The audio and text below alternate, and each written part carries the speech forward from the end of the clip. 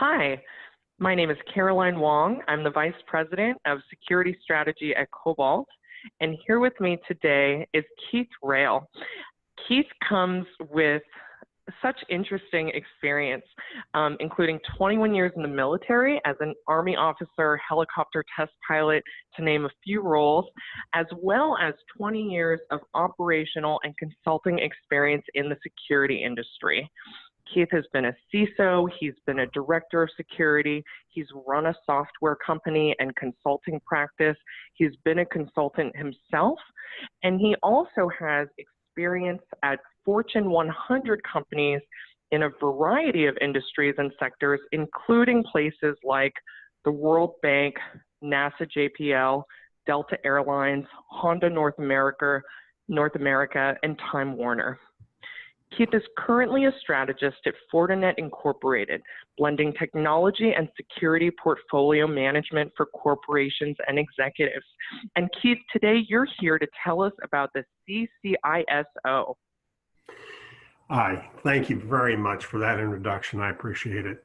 Today I want to talk a little bit about the Certified Chief Information Security Officer certification that's provided by the EC Council.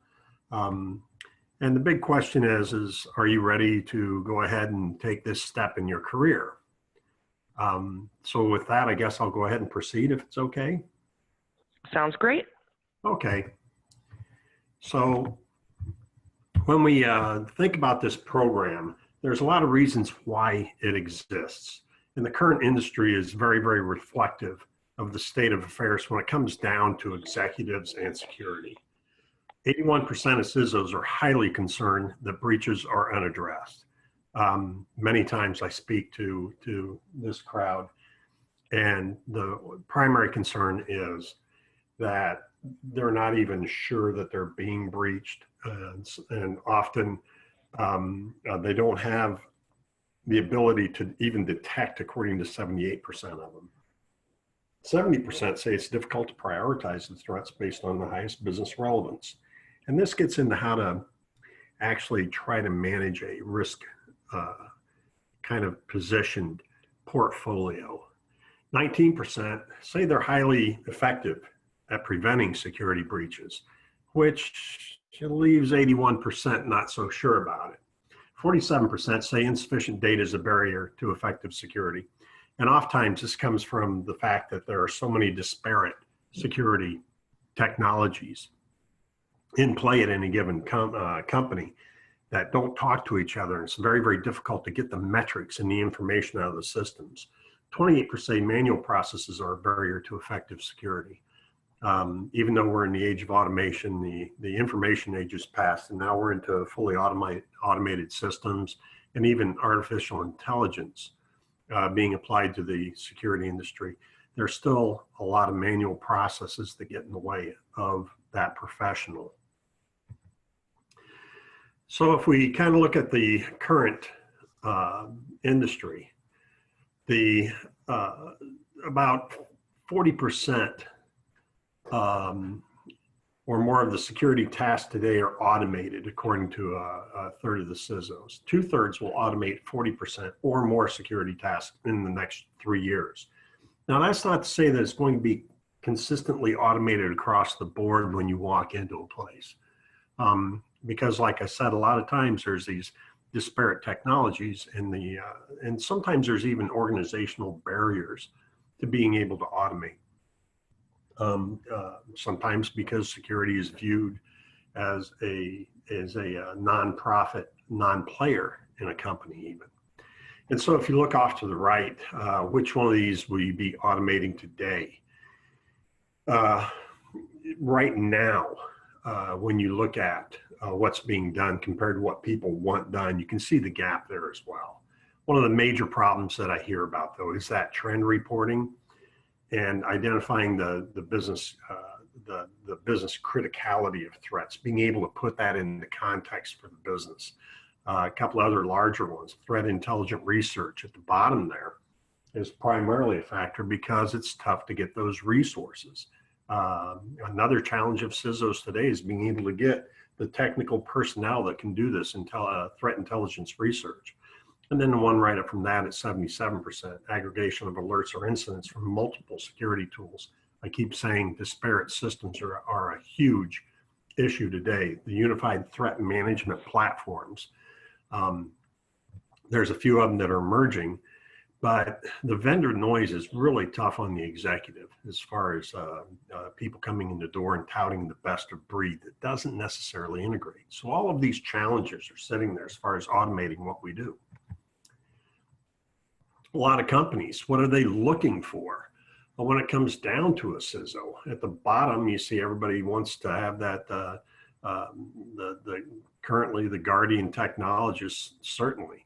But when it comes down to what the business actually needs, it needs an advisor and strategist.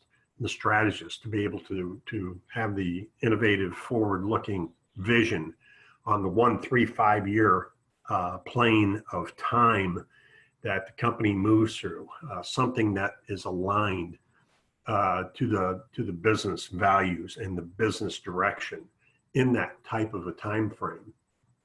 Being able to align a security strategy to that company, and one that doesn't fight what the business wants to do, but rather enables it. Then the other side of it, the advisor, integrating with the business to be able to make sure that the security kind of background noise is kept at a constant to some degree, to make sure that cyber risks are not just appropriately dealt with, but more importantly understood by that broader business. And so this is where companies are actually seeking the high-end type of individuals, such as trained and certified CISOs. What's really changed in 2018? There's top 5 security questions for the CISO that we kind of look at. Will global compliance and regulations affect the organization? Right now we have huge compliance and regulatory pressures being put on from a global perspective in the security professional. Very, very detailed and defined. There are several of them out there. Artificial intelligence and machine learning. I speak about this regularly. In fact, I get flown around the country to teach about AI. I was recently at Purdue's Dawn or Doom conference and presented artificial intelligence and how it's being used to fight malware. What does that mean from a business impact and this new emerging type of technology, and how broadly will it be used, and not just point specific solutions, but think enterprise wide, such as security operations centers and SIM truly going to AI. What does that mean from the defense effort? How do you mitigate advanced threats like zero-day exploits and ransomware? Huge issue last year. Well, actually, 0 days have been a very large issue for several years. Ransomware is coming into its own in the last couple. But how do we deal with 0 days, particularly in the age of not being able to immediately patch and update systems because of the fragility of those systems, or the ability to break the business model by doing so? And how do you mitigate security risk of the Internet of Things? I talk about how even the tire stems in our cars now communicate to the car computer wirelessly. There are some police agencies able to track cars through cities using that, tapping into that technology, but that's just a tiny fraction of that Internet of Things that we're now faced with, and the vulnerability is those connect to cloud and larger databases, and cyber criminals that are actually building botnets out of this Internet of Things. Would outsourcing your security make sense from a financial and resource perspective? There's a huge implication here of keeping things in-house and known, and maybe not having the full spectrum of capabilities versus letting someone else manage your security, and what that does to your organization as far as revealing inside information, or even somewhat diluting the privacy of what goes on within your business. So these are all real serious challenges and questions that CISOs are looking at today. Improving the enterprise security. What should you be focusing on? Again, this AI and machine learning keeps coming up. It's a hugely popular topic. Next month, I'm getting dragged in 3 days to Philadelphia, Boston, and New York to speak about this, how it works, how it gets leveraged, what it means to the resource impact, what it means for companies and their operational models, educating and engaging with top leadership. There's lots of communication with that we need to be able to provide to the upper executives of enterprises as far as cyber risks and how do we build resiliency into the organization from a security perspective. This security awareness broadens out to the full enterprise, in fact, not just that top leadership. Globally in particular with large organizations. Breach response, are we ready when something happens? I have another presentation I regularly give about ransomware. And in some companies, part of the response plan and preparation is to have digital currencies readily available to pay cyber criminals if it comes down to needing to do that. So these breach response programs have gotten extremely complex, and it takes a great deal of coordination to be able to understand or to be able to provide processes, procedures, and a clear understanding to all the participants of what their actions are in case of a breach. Being able to measure the maturity of security activities. Are we getting better? The reason that this should be a focus is that the operational noise of security on a daily basis where, and believe me, I was there, where we run in circles stomping on fires, sometimes creates an atmosphere of not being able to actually measure and see what our progress is against this whole security kind of a backdrop in our normal program operations.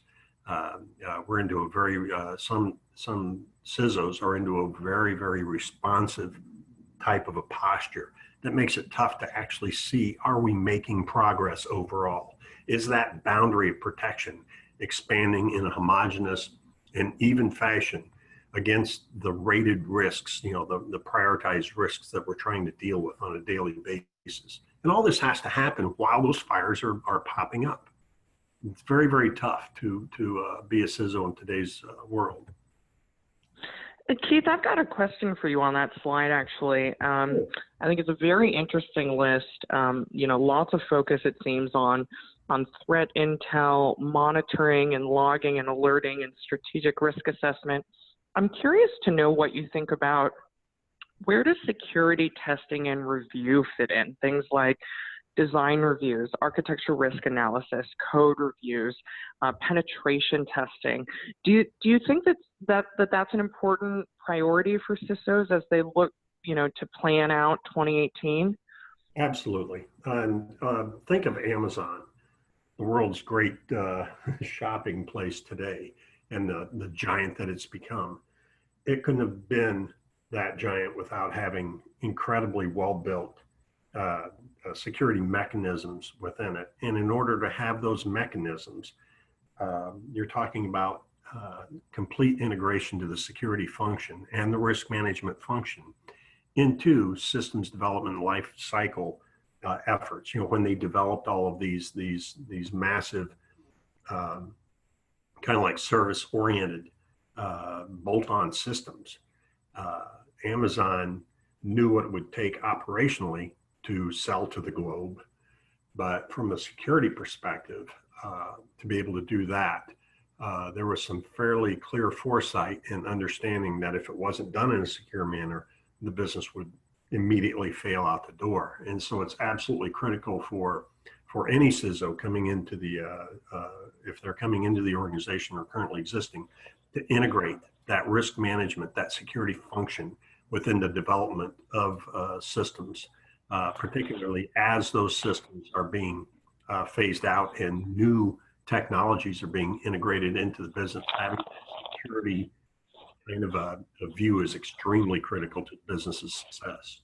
Did that get the answer you were looking for? Yeah, that was very helpful. Thank you so much, Keith. All right, so moving on. So we try to add structure to the overwhelming focus of today's CISOs with 5 domains. We talked about governance, information security core competencies, security program management and operations, information security core concepts, and then the planning, financial aspects, and vendor management. And what we're trying to look at is how to adequately address data loss and theft, breach response, risk management, all of these items, disaster recovery, even incident response. How do all these dovetail into the focus of today's CISOs?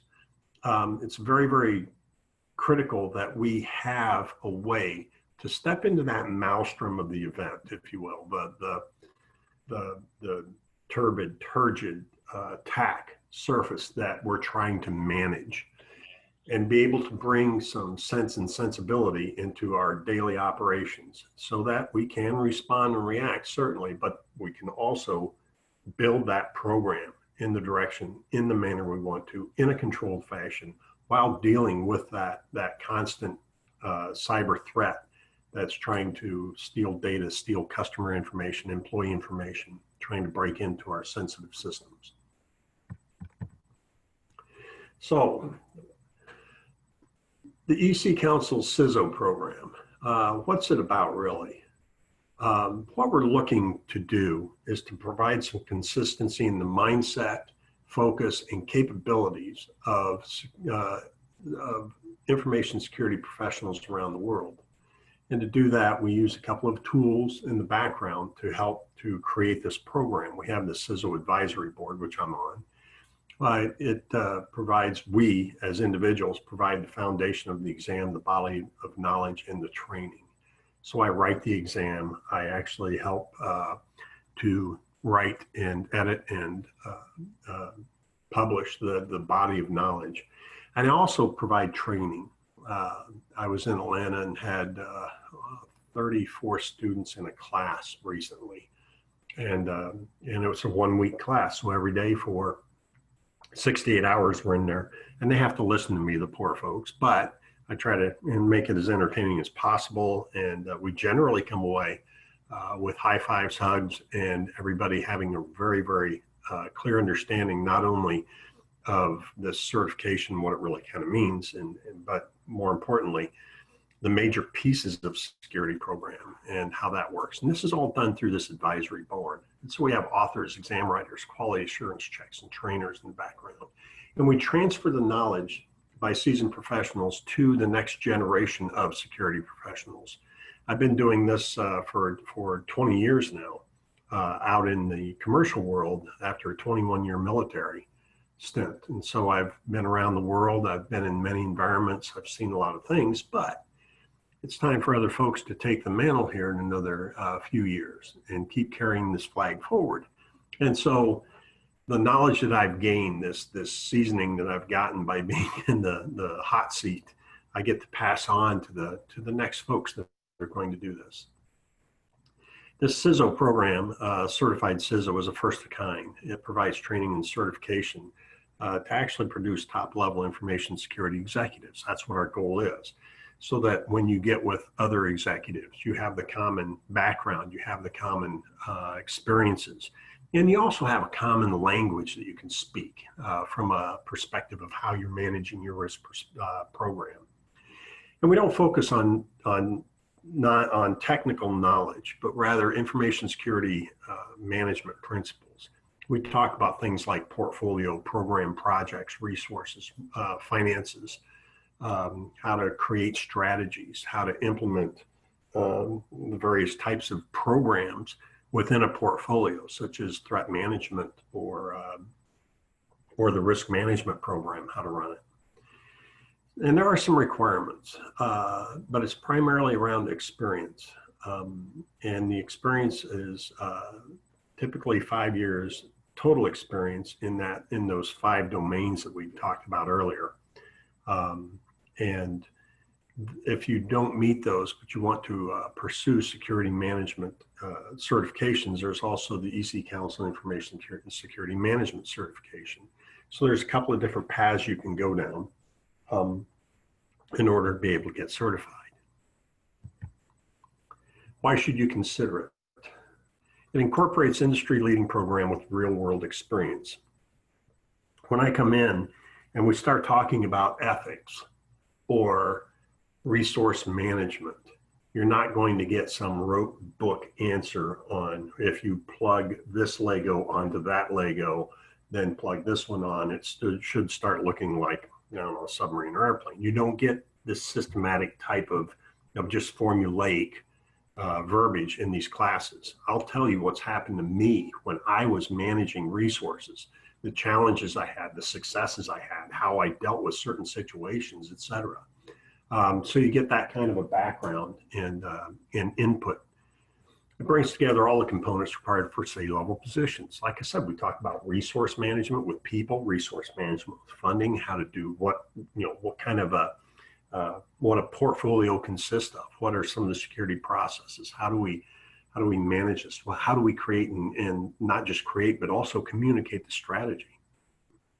In order to do that, we incorporate audit, governance, the IS controls, resource management, strategic program development, and these financial management principles.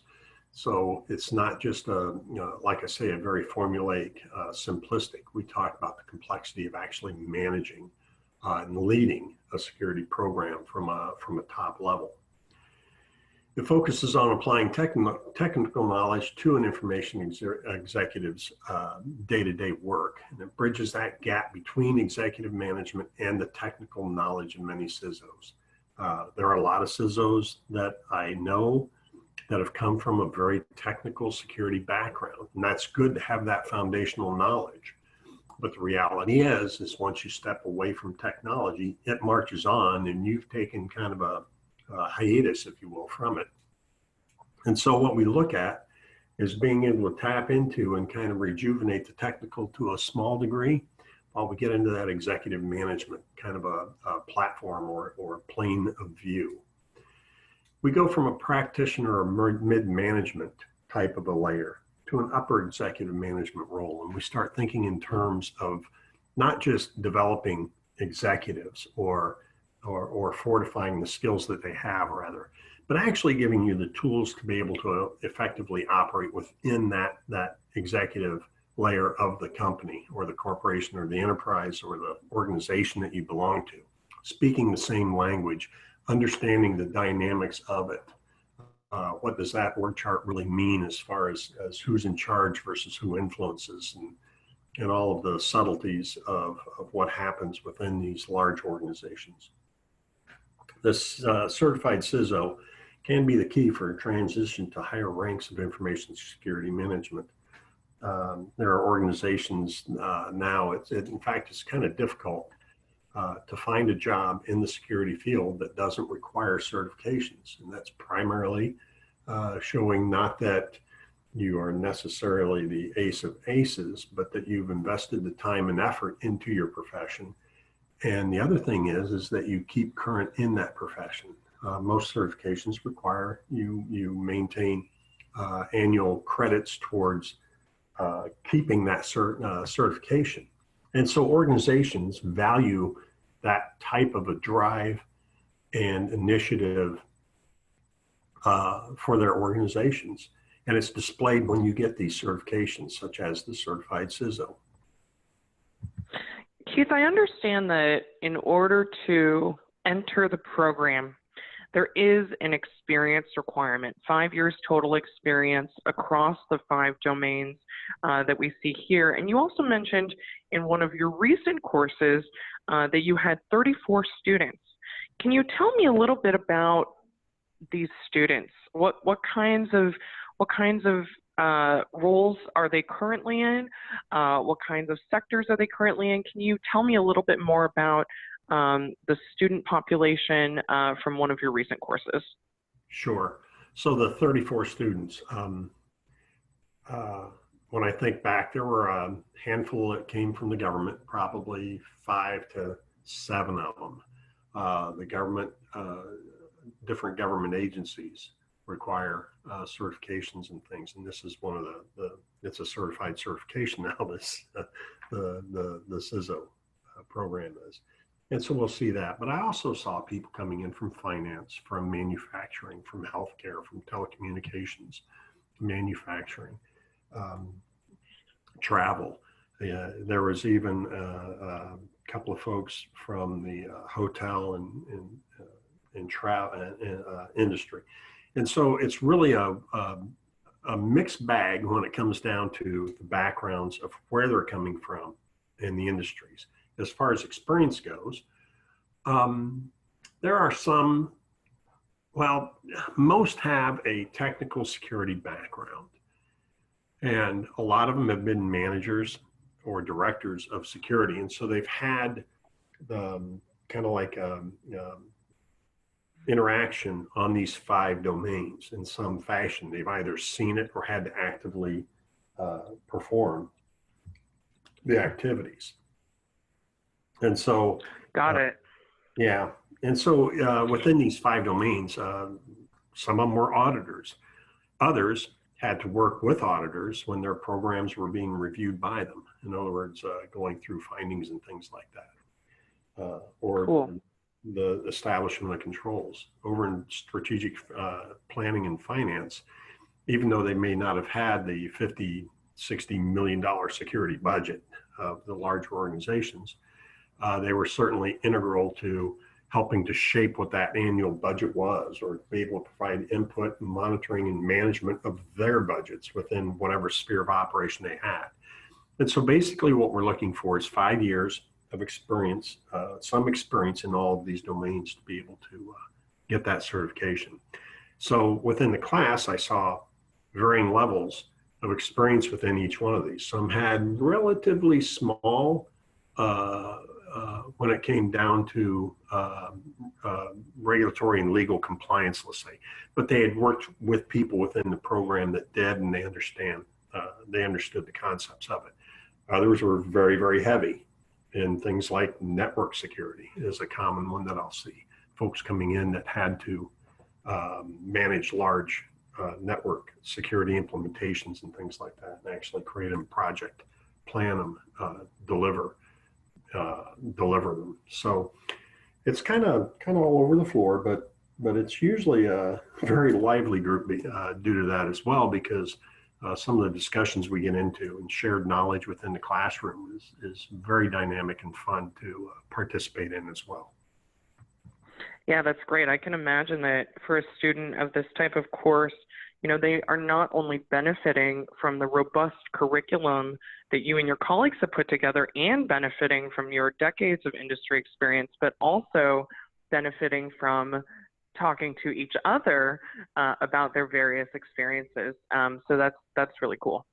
It is. And just the ability to, when you see 2 people coming into the same industry that didn't know each other before, and all of a sudden they network and they start talking through their problems and they see the similarities, or they start sharing the solutions across, it's very dynamic. You know, out in the marketplace, it's really funny. Out in the marketplace, you'll see competitors, but when it comes down to security professionals, we tend to share a lot of ideas and thoughts and things as a community, regardless of whether we're competitors or in separate industries. So the dynamic is very fun. Yeah, very cool. Thanks, Keith. Yep. And so what we talked about within the CISO versus other types of certifications, we do a fairly complete job of that management type of a layer of coverage, whereas some of the other certifications, not so much, particularly when it comes down to strategic planning and finance management at the bottom. You can see that there's very little hit on or addressed by other certifications. So what we're looking at is to develop that executive mindset within individuals that want to pursue the upper jobs, if you will, in the security field as either chief security officers or chief information security officers. The last, or we're getting toward the end of it, but basically the training, when and where can you have it? We do online classes. It's an kind of a asynchronous online training to fit around your schedule. You pick it up and drop it as your schedule permits. And I give that training, all right, they did film me giving that training, so I'm kind of available there as well. We do the live online that you can do, and it's an iClass as well. Accredited training centers. This is where we'll all get together and have that classroom experience, or we can do a private or a custom. If you have a pile of people that want to take this training, you can have us come in privately into your organization. So the training delivery vehicles are varied, and we do that to make sure that that we address the student's need, the aspiring professional's need, right? So it's a little bit more than just the certification, by the way. I mean, there is that certification and the fact that you're carrying the moniker of a certified Chief Information Security Officer, but we also have global forums, summits, and awards that we give out. And big one coming up in Atlanta. We have that every year, and globally as well. There will be large forums over in Singapore or Europe. Asia or Europe, I should say. Then we have podcasts such as this, webcasts, things like that, white papers, webinars, case studies that we put out to the community to share information and thoughts. Then there's also the CISO Mag, that it's a publication that comes out and kind of has articles and ideas and things in it. So it's not just a certification. We are working diligently to not only information share, but to connect you as a professional to other professionals around the globe, not just your industry or your state or your city or your town, but literally around the globe. And so it goes beyond just having that certification. For instance, in 2018, September 13 and 14, we'll gather in Atlanta, Georgia, and hundreds of people from around the world show up for this CISO forum. And thought-provoking presentations, certainly, but it's the bigger aspect of this, well, besides old friends getting together, saying hi and hugging and handshaking, is that ability to network, to meet people, and to be introduced around to different folks in your industry with your interests or other industries, whatever. And the information sharing that occurs at this is really pretty incredible. And we have certified CISOs at top organizations and industries around the world. I had a couple folks from the Army, and we had Martin there because it was in Atlanta as well. But we see a lot of large corporations, large organizations, public and private. And so there's salary surveys and things like that you can go look at in the ANSI accreditation that we have with this organization and with this certification. So the bottom line is it's very diverse, and you'll find our certified individuals in all types of industries, all types of companies, and around the world. This is just a handful of folks, or a handful of companies. There are hundreds and hundreds and hundreds of folks around the world in so many different places, but it just kind of gives you an idea. Then a little bit about the EC Council. A couple of the high points here is there are 40 plus certification programs, and we have 200,000 certified members in 145 plus countries. And so when you join this organization, when you get these certifications, et cetera, like I say, it's a lot more than just having a plaque on the wall or carrying a little card in your wallet or whatever you want to do that shows that you achieved something. That's very, very fine and good. But the fact of the matter is that you're connecting with this huge community of leaders in the security industry, thought leaders that have defined huge security programs in very complex operations, very high transaction, high volume industries. And so that's the real value that the EC Council brings to people. And so that's kind of a overview of it. We probably went a little over on the time. Do you have any other questions for me? Keith, I have one concluding question, Sure. which is, you really, as an individual, have done so much of this work, and now you're in a phase of your career where part of how you choose to spend your time is to teach others. And I think that's so cool. And I was wondering if you could just spend a few moments telling us what doing this sort of work means to you. Well, there's information sharing is wonderful. Getting to know people is better. I truly, truly enjoy sharing experiences and things that I've gone through in my life and the things that I've learned. But I really cherish and value that reciprocal communication with individuals, to get to know them, to get to know where they've succeeded, where their hard, sticking points are possibly in their careers or in their jobs. And we talk through it. And if I can help in some fashion, that's a real win for me on many, many levels. But the thing that I come away with at the end is the same thing I've always enjoyed in this life, is getting to know people and getting to hear about them and their lives and what they're doing. And if I have the chance to help in some fashion, then that is truly icing on a very good cake. And so that's the what it means to me. It's a very rewarding. Awesome. Awesome. Well, Keith, thank you so much. You and the folks at EC Council are doing incredible work to move our industry forward and to teach our upcoming leaders. And on behalf of the Cobalt team, I'd like to thank you for taking the time to share with us today. Oh, thank you for having me. It was a real honor and a privilege. I always appreciate not only getting to do this, but getting to know people like you just a little bit more. So thank you very much as well. Cool. Our pleasure.